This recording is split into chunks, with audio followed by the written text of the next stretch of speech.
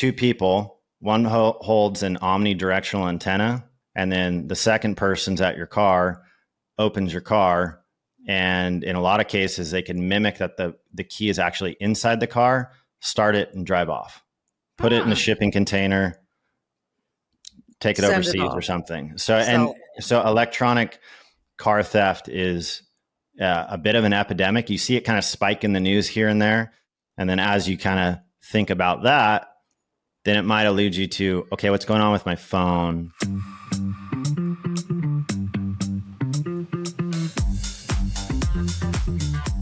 Welcome to another episode of the Michele Tafoya podcast. As always, we invite you to subscribe so you never miss an episode. It's free to subscribe. It ends up in your mailbox. We'd really love it if you'd join us. This interview is really unusual because I didn't really realize that I could close my laptop, but that doesn't mean it's off. That doesn't mean that someone can't trace it, lift information from it. We realize all the time that with things like Alexa and Google, all these little pods that you have in your house for convenience, we know they're listening all the time. What we didn't really realize, at least I didn't, was that your phone, your iPad, your car keys could also be sources of information, and they could be insecure for you, but you can make them secure. So this is a really interesting interview. His name is Aaron Zar. He's the CEO of SLNT. SLNT.com, SLNT.com. And they make these products that keep your stuff safe. And I'm thinking when I'm traveling, I don't want to be traced. I don't want to be. Now, this is not like paranoia. This is not like tinfoil hat stuff. This is real. And I think you're going to learn a lot from listening to this guy about how vulnerable you really are via your electronics. Aaron is our guest next. Stay tuned. So, Aaron, welcome. You founded this company, which, from what I'm seeing, has been really successful. What is the sort of nutshell story about why you started Silent and what you wanted to accomplish? Great question. I have to tip my hat and give credit to my father, who originally founded, and I have it right here, a little pouch that you drop your phone inside, and quite rudimentary looking at it now from where we've come from. But is that the original? Like that's the one he designed? Yeah, 2009. Okay, so that's not that old, but anyway, not that old. But yeah, it stemmed from him, and I've told the story several times, but without going into like all the nuances of it. He just foresaw that there was going to be a problem associated with technology. He kind of termed it as the electronic leash, and how that could impact our lives from a positive standpoint, but impact our lives from a negative standpoint in terms of the vulnerabilities, the access to information, and kind of having less control of your data and your privacy. And like what was once closing your door and locking something physical is just not relevant with where technology is at, certainly with mobile technology and right. all the devices we use. So, my father, Randy's big thinker and had a background in a lot of different inventions and textiles. And he just created a product that he felt like he wanted. And it was early days. People thought he was crazy and paranoid. I love that part of the story because so often with these new ideas or new inventions, people go, you're a little crazy. We don't need that. But the fact of the matter is when you term that electronic leash, is that what electronic leash? That's what he coined it. Yeah. The visual of that, Aaron, is that someone's got us on a leash, and it's all these little links to our devices basically. And then they can sort of lead us and steer us wherever they want us to go with that leash, I've never heard that before, but that is a picture worth 1,000 words. I could just punch it into AI right now and we could get a really cool visual of the actuality of the transfer of data from yourself and input, and how it can actually manipulate your behavior, and how control is an overarching kind of theme around this. We live in a very complicated world that that people need more autonomy and control.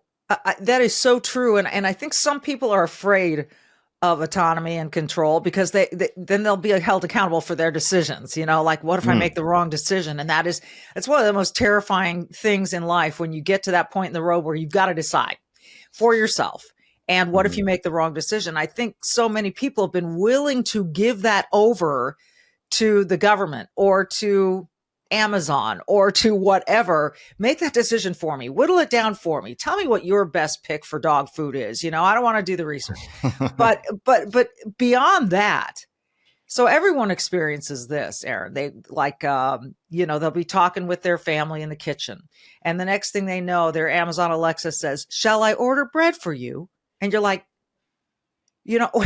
we mentioned bread, and now she's asking me if I want bread.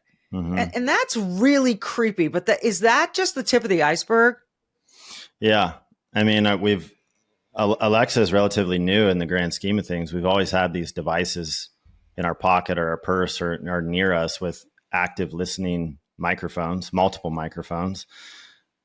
radios that are connected to cellular, Wi-Fi, Bluetooth. Now we have NFC. So you have this little... What is NFC? Near field communication. It's how... like when you go to pay with Apple Pay or from your phone, it's just a transfer, like a two-way transfer of data. Okay. So, yeah. Alexa, one of the most alarming things that I saw years ago is the Wynn in Las Vegas announced that Alexa would be in all the suites. And it just shocked me that was a perk to advertise, because especially out of all places in Las Vegas, you have a listening device hard piped to a massive mega corporation that dictates everything. And there's already been lawsuits and information coming out. Clearly, they gather everything. They're not just snippets of conversation. They gather everything. And I think people are waking up to that. So yeah, it's no surprise. Like what I want to say is convenience. Like Alexa's a cool tool, like hands-free, just order something and you don't have to think twice. Right. So convenience is like this kind of like tipping point almost, where it's like, yeah, people aren't willing to sacrifice convenience because they've either come accustomed to it and going back is almost archaic, or that's probably just the only point, really. I mean, and it's a massive one. And we are a convenience culture right now. We want stuff delivered to our door. Yes. No longer do you wait for the end of the week to make your Amazon order. You can order 3 times a day and the stuff will just show up and be dropped at your doorstep. So it's crazy. And with the food and the Ubers and all of it. So if for the average person that's carrying around, a mobile phone, whether it's an Android or, an Apple iPhone, what does their leash look like if that's their only device? Oh, I wish I could pull up and do some visualizations around data, but all our information's collected. Every email, every text, every phone call, everything that you do, every app you integrate with, all the software, all the information on your device, and it's all stored in different mass data centers, either by the government or by these corporations. And it really puts all your privacy and security, whether you care about that or not, in the hands of someone else to ultimately kind of dictate behavior, and dictates behavior on like what they're feeding you, what you're influenced by. We've clearly seen that with like elections and other political issues. And then also just having full access to all your information, which, like, isn't it great to like be a democracy that has civil liberties and freedoms around being able to say no? And a lot of these things that we have, like, we don't have the ability to say no, but I think that it's changing a bit. And there are tools out there that you could adopt relatively easy that, yeah, I mean, like, you could set up your phone or your iPad or your Mac, right, to say, to block out all of these connections, or is there always a way for someone to have your data? Always a way. That's the sad news. But I think changing settings on your devices, like the software, is a good step forward. understanding which permissions you have on your phone, whether you're Android or Apple, and utilizing software that is privacy and security first by design, like encrypted communication, other means that aren't just the norm. And there's more companies and products coming out that allow you to do that. So that's a step in the right direction. Silent, is really founded on the 3 pillars of privacy, security, and health. And I think those things reign true. And those are the original pillars from when my dad created this to now, is like, you want to have the ability to kind of mitigate these things. And someone might say like, well, I have nothing to hide. I like, oh yeah, take the $100 in my bank account, whatever it may be. But most people don't act or change habits until they feel pain. And pain comes in the form of getting your identity stolen, getting your credit card information stolen, getting your device information stolen, getting malware on your phone. If you work in a lot of different environments, whether you just have your own business or you work for a big corporation, like, everyone is after your information. And I think there's a shift in understanding of why it's important to hold that a little bit closer to home. Even for, like, might I say, like, sharing everything on the internet. Like at one point when Facebook came out, people would upload their 50 photos from a trip they took and just publish every image, and it's just banked for facial recognition, the patterns of life. And I might, like, to your audience, might come across like I'm paranoid, but the reality of what's going on in the background is quite frightening, and it's not changing anytime soon. So I think there's when I go back to speaking about the shift, there's a shift in maybe a silent majority of people that want to have control and want to get back to more of a human way of living rather than being plugged in and being told what to do, taking ownership over decisions ourselves. Yeah, it's a better way to live, frankly. It's sometimes more difficult, less convenient, but better. So silent. So you showed the little pouch that your dad created. How have you expanded on that? And so he has this pouch that he put his phone in.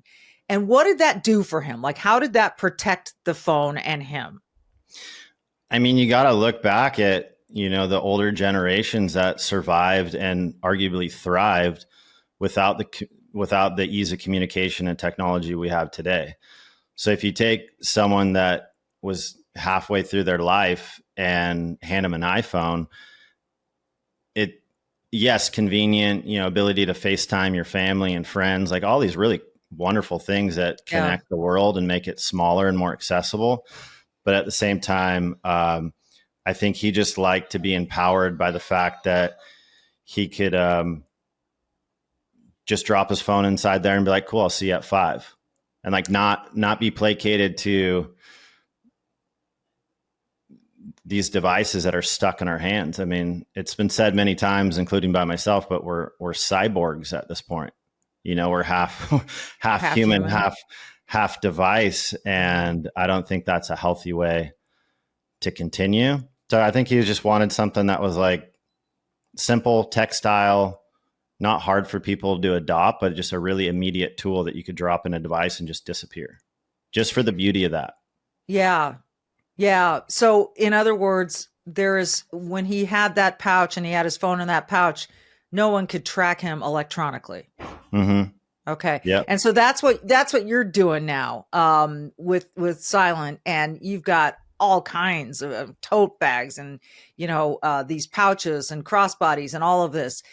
So if I'm wearing a crossbody bag and I put my phone in there, a Silent brand, that way, even if my family has me on Life 360, at that point, they can't follow me. Yeah. So there's a couple things, like you bring up the crossbody specifically, and we're carrying less, like our phone could do the majority of everything. So much. You don't even need a wallet. No, you don't need a wallet. So the crossbody, no doubt, is like here to stay as keeping people hands free and allowing them to carry less.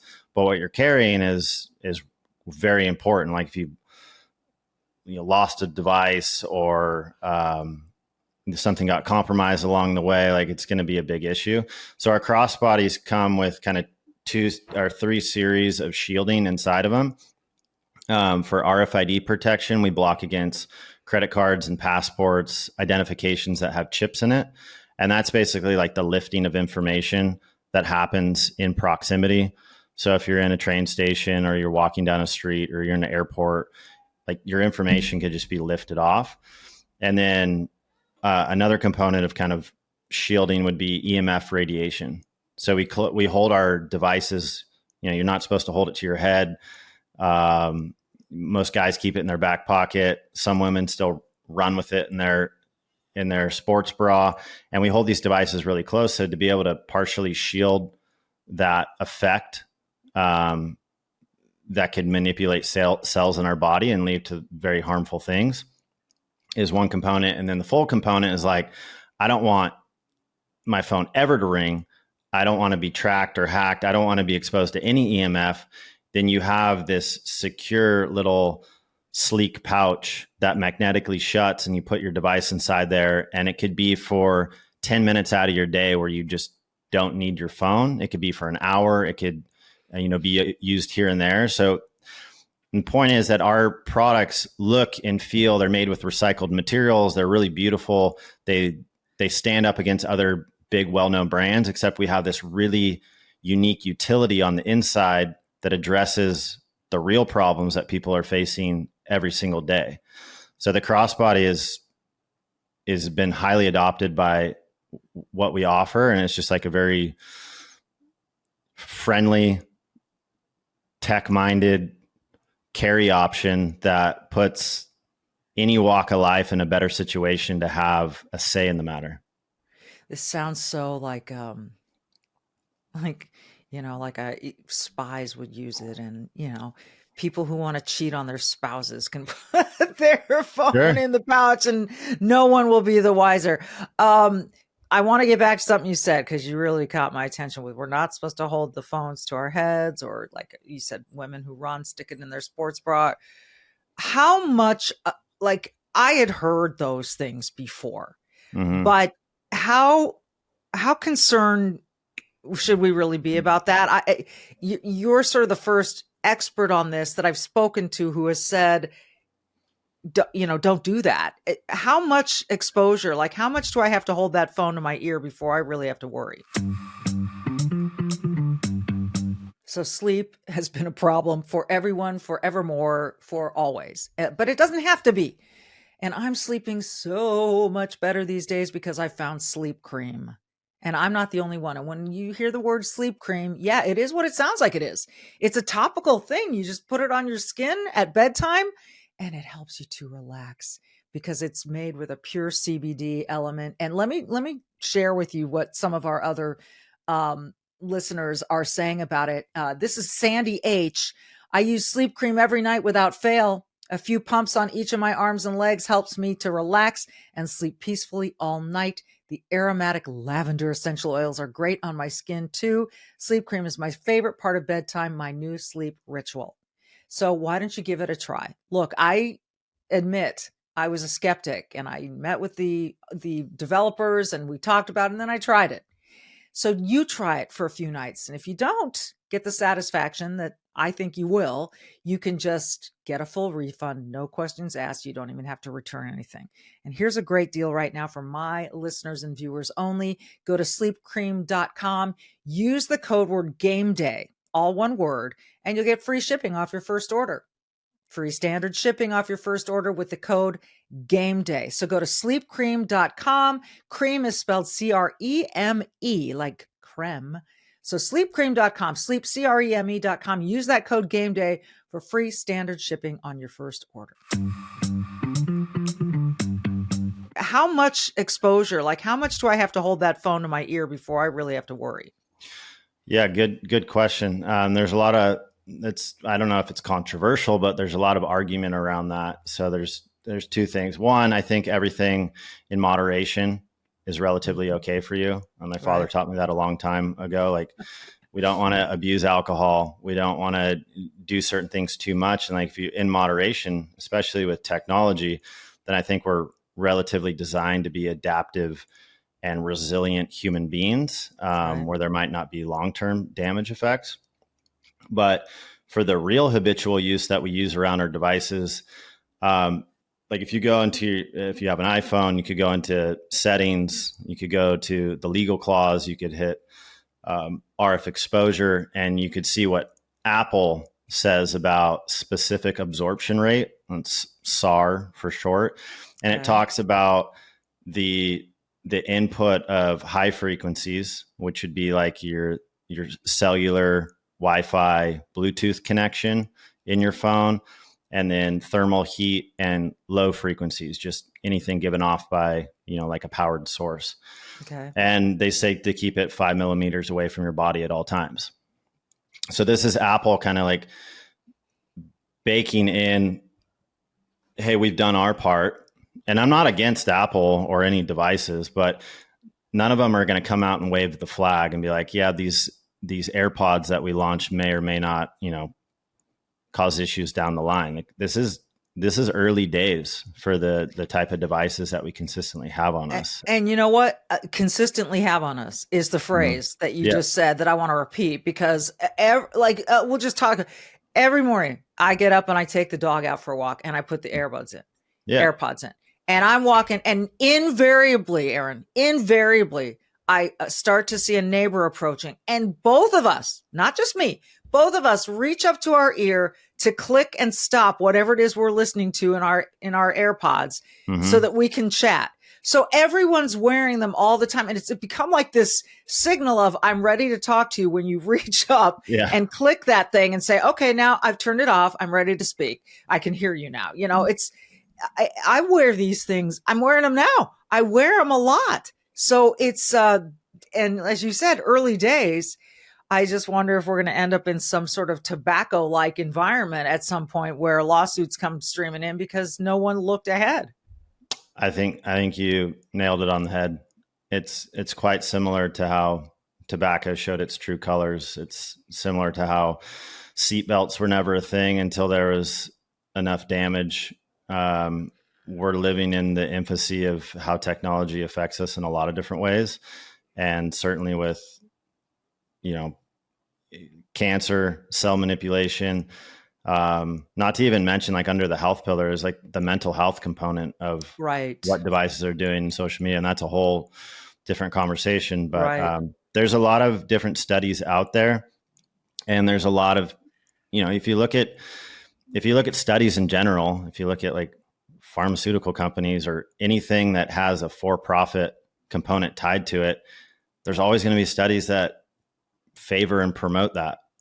And it's just the way of this world. So it's really hard to like read between the weeds, but I think it comes back to common sense. Like, we have to be mindful of how we balance and mitigate our connection to these devices. So no harm, no foul if you like to wear the AirPods. I mean, they're awesome. Your hands free. Like I use corded ones, but if I'm working out per se and they rip out of my ear, like I might see red for a few moments, and that's frustrating.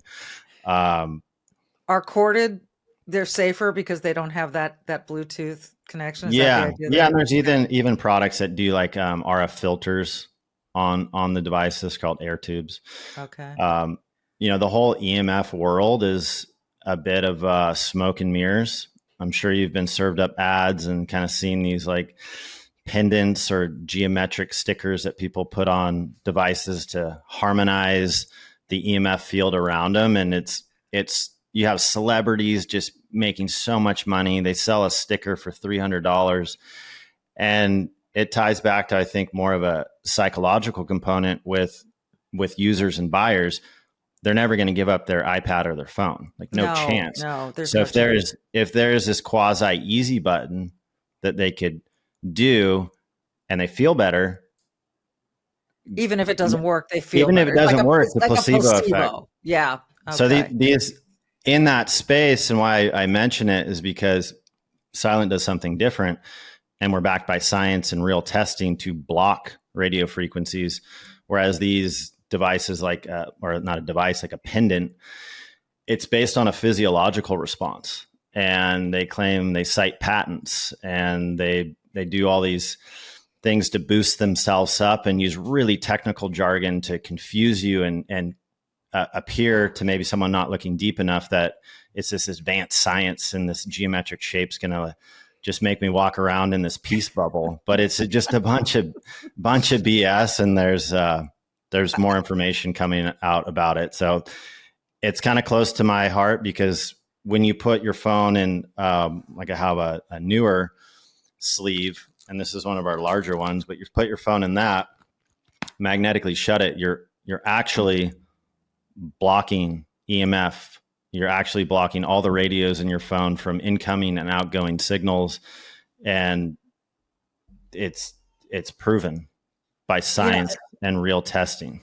And that, to me, like, I can't even imagine now that we're having this conversation. This is so revealing for me. And I can't imagine traveling without one of those now. Like, because you said the thing about the passport and all of this stuff. And, it's let alone you're here in your own country, which we're finding more and more is doesn't mean you're guaranteed to be, completely in privacy. But going abroad, I mean, that would seem to me to be really risky without one of those. I think that's a trigger for a lot of people when they understand, like, I'm leaving the comfort of my own country or my own town or my own pattern of life, whatever I do. You step into an airport, you land in a different country, you don't have the same rights that you did. And so that typically is a good use case and a trigger point for people to identify, like, I'm on the move.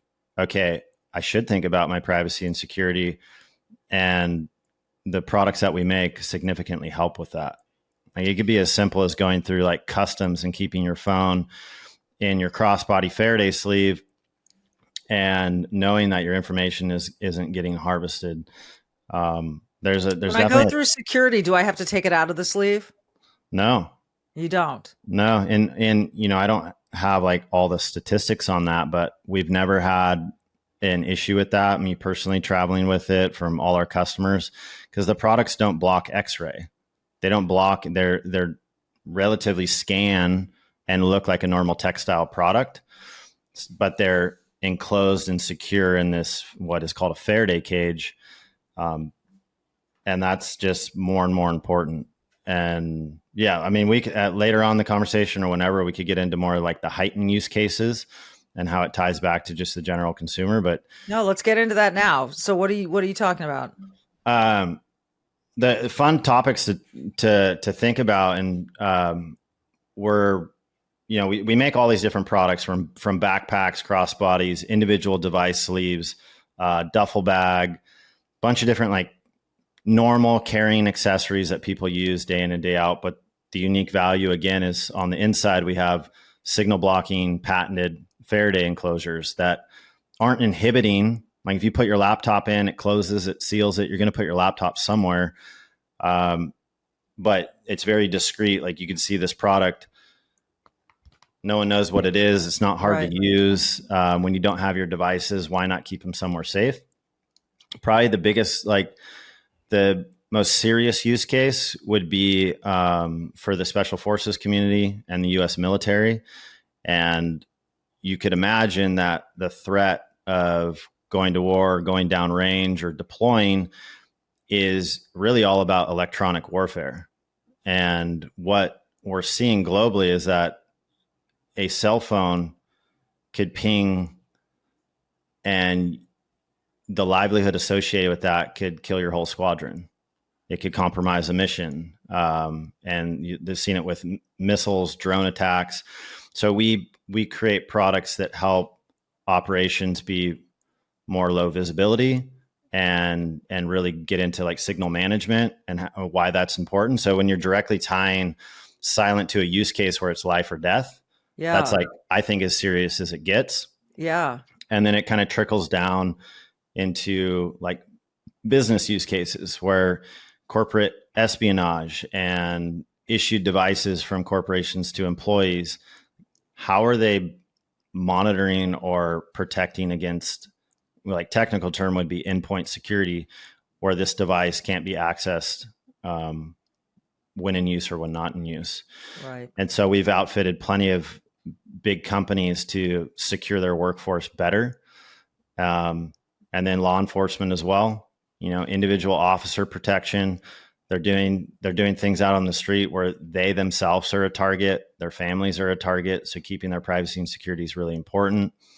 And on the flip side, for digital evidence collection, crime scene, cell phones there, they need to preserve that data to solve a crime. They put it in a Faraday bag to mitigate the phone being like remotely wiped or locked or those situations. Oh, that is fascinating.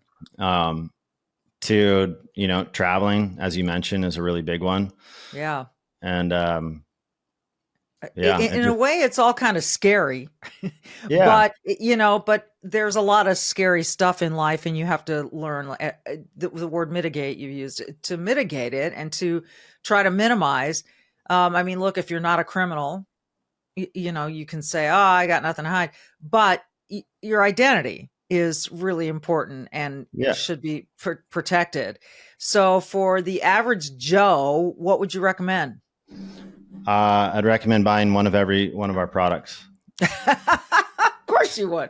No, now this is, I want to make sure people know this is not an infomercial. I was referred to Aaron by another one of our previous guests who is deep into private and public security. And I really appreciated him putting us in touch, Peter Johnson. Great guy. Great guy. And looks a lot like Tom Hanks. But anyway, that's another story. Notice it next time. So this is stuff, look, if you're sick of kind of people knowing where you are, or you feel at risk carrying this thing around, or you just really want privacy, I would agree with you. I'm on the website now, Aaron, and I'm looking for ways to protect me. You can shop by device, so that, you can figure out which device needs what kind of protection. Mm-hmm. And I want a really quick little history lesson before I let you go, because you talked about the word Faraday. It's mm-hmm. actually a name of someone. Yep. Who was Faraday and what did he do way back? We are all always looking for some way to become healthier. Well, look no further than Kimchi One from Bright Core Nutrition. Kimchi One, it packs all the fermented nutrition of kimchi in convenient capsules, arming your gut with over 900 unique strains of probiotics, supporting gut flora and digestion. Now, I highly recommend this product because all health really starts in the gut. So putting the right fermented superfood in your gut improves every aspect of your health, your skin, your hair, your mental performance. Kimchi has even been shown to reduce your risk of obesity and promote smaller waistlines. Kimchi One is all natural and it's made in the USA. Hooray! It's non-GMO. And today you can get an exclusive offer just for my viewers, 25% off with the code Michele. Michele. Remember, it's one L in Michele. Go to mybrightcore.com. You see it on the screen /Michele, Michele, or call my friends at Brightcore for up to 50% off your order and free shipping. Give them a call now, 888-927-5980. And their educated staff will make sure that Kimchi One is right for you. 888-927-5980. 888-927-5980. mybrightcore.com /Michele.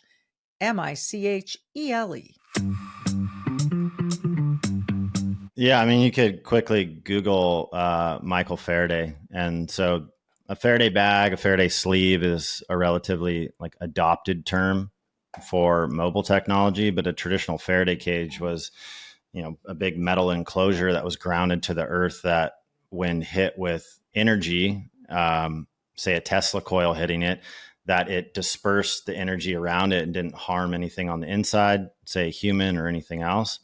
So that's kind of the root of it.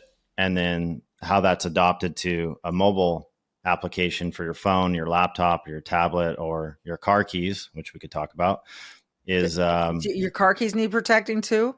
Yeah, big time. Why?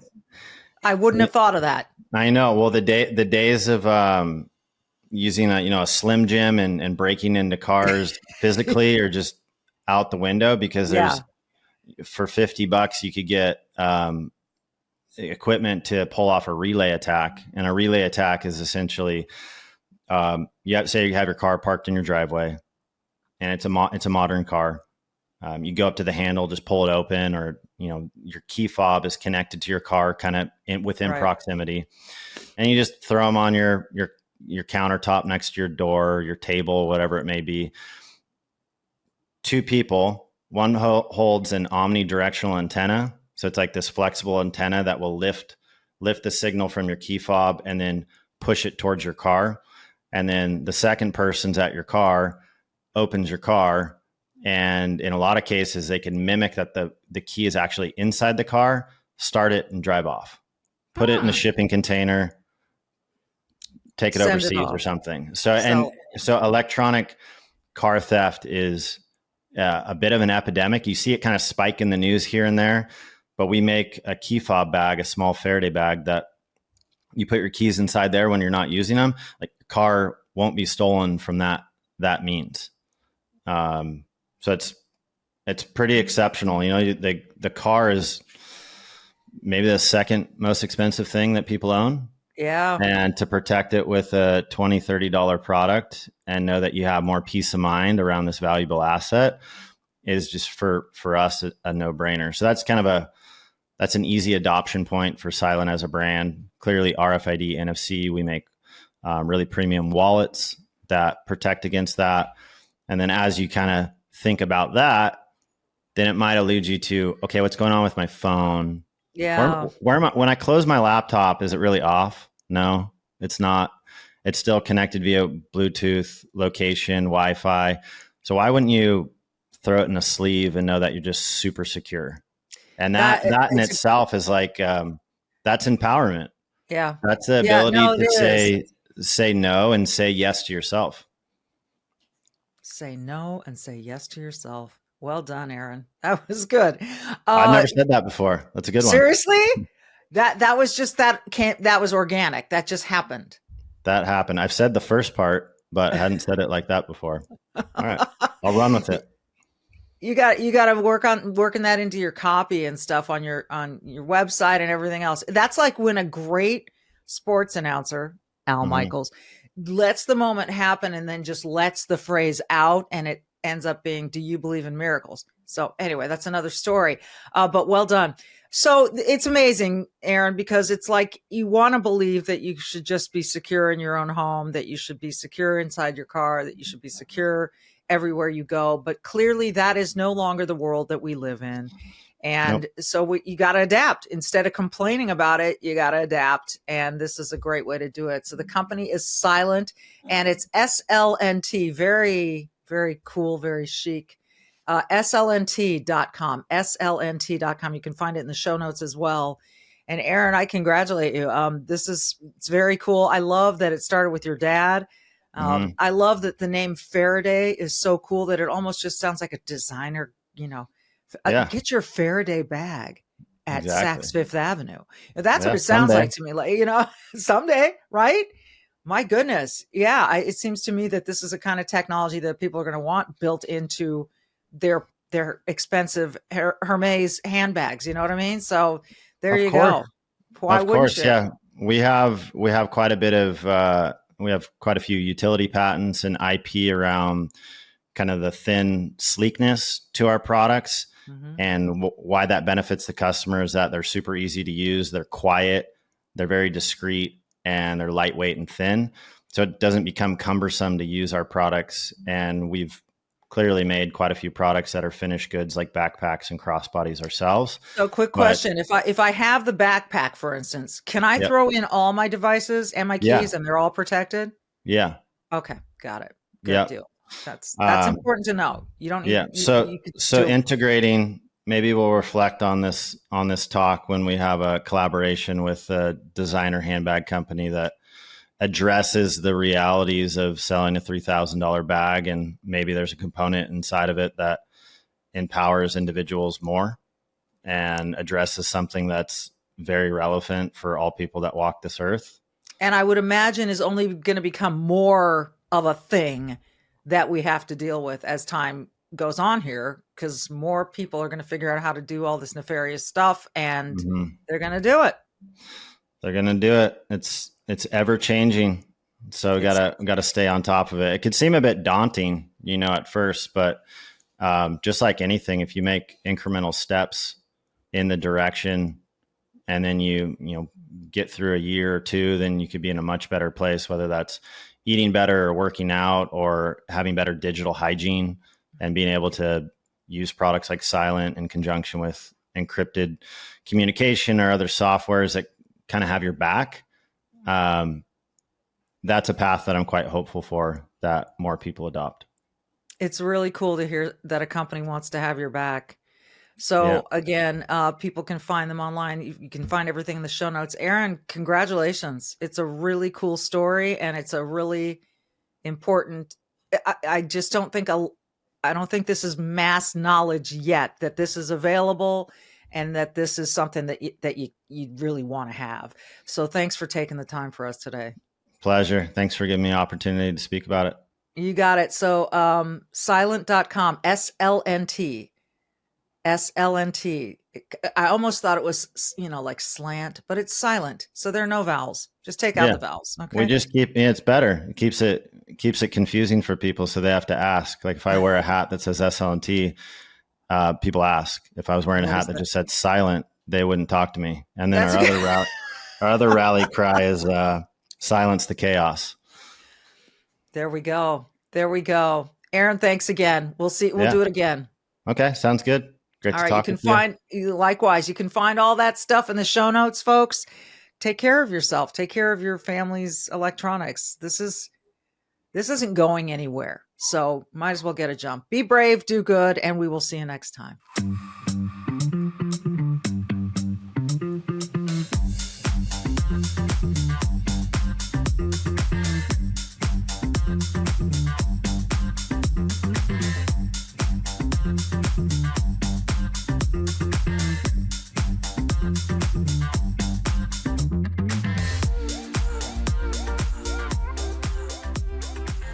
Hey, keep up with the Trump administration when you subscribe to the Trump Report. It's really easy. It's free. It's an email that brings you daily updates and highlights from the Oval Office 5 days a week, right to your inbox.